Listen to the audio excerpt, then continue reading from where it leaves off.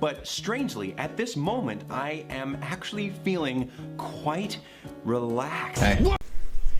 Welcome to Working Title, the show where we talk about books, movies, and everything in between. If my voice sounds terrible, my nose is extremely stuffy, so I apologize for sounding awful. Happy Valentine's Day, everyone. I normally don't do Valentine's episodes. I think I've done one, but now that I'm trying to be more consistent with my uploads, I figured it can't hurt.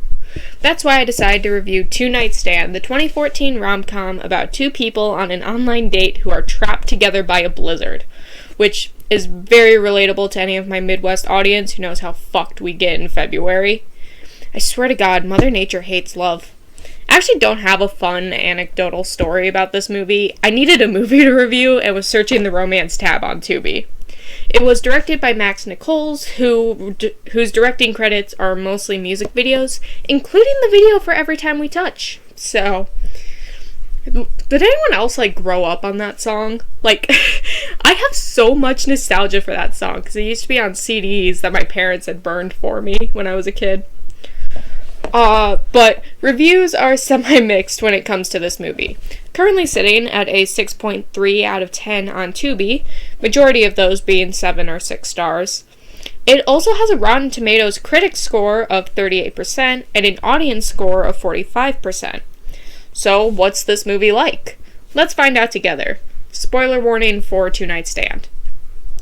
This movie was so cute. It's just your good old-fashioned rom-com. It reminds me a lot of When Harry Met Sally, so if you like that movie, you'll like this one. What happens? We open on main character Megan waking up after her one-night stand with our other main character, Alec. After she tries, and fails, to leave quietly, we flash back to before this when she created her dating profile on the creatively named GetSomeRomance.com. Here we meet her roommate, who has a name, but we pretty much only see her at the beginning and the end of the film, so she doesn't get a name. After Megan can't join her friends at a party in a club because she forgot her ID, she goes home and starts talking to Alec. After agreeing to go to his place, the two... And then they do the old devil's tango. However, when they wake up the next morning, they get into a small argument and Megan tries to leave. Only problem is, there's a massive fucking blizzard that's left them snowed in. So now they're forced to spend time together. And it's a lot of fun, and you can definitely see Alex starting to fall in love with Megan over the course of the movie. However, the two have a falling out when it's revealed that Alec has a girlfriend. He found a note from Daisy, his DJ girlfriend who's currently on tour, saying she wanted to break up with him a couple months prior to the start of the movie. So he wanted a hookup to rub it in her face when she did.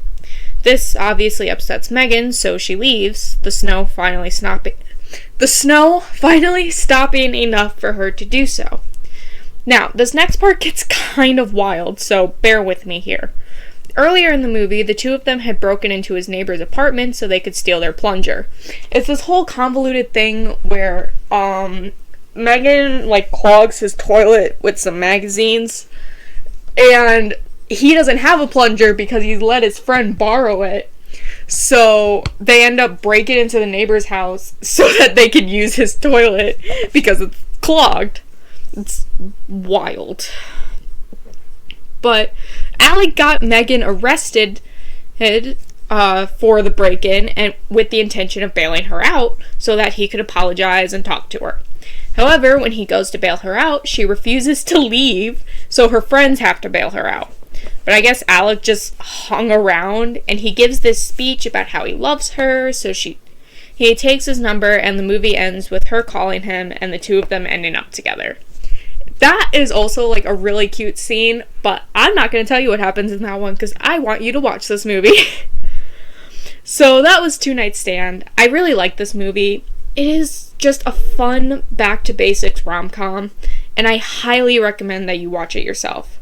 Hopefully by the time this comes out, it'll still be available on Tubi. I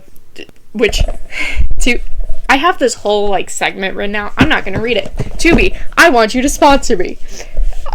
I will happily sing the praises of Tubi if they pay me.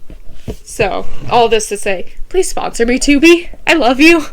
I'm still gonna use it if you don't, but I would like it if you did. But I hope you enjoyed. If you want to suggest episodes, get updates on episodes, or you just want to chat, you can follow me on Twitter at ashleymariewt, or you can email me at ashleymariewt@gmail. Check out my Tumblr. Guess I do fandom polls now. I do a lot of polls on there. If you want to see my crochet project or the occasional photo of my cat, follow me on Instagram at ashleymariewt. If you're listening on Spotify, you can watch the video version of this episode on the Ashley Marie YouTube channel. If you're watching on YouTube, check out Working Title on Spotify. There are episodes exclusive to there. And until next time, peace out. On to the next one, bitches!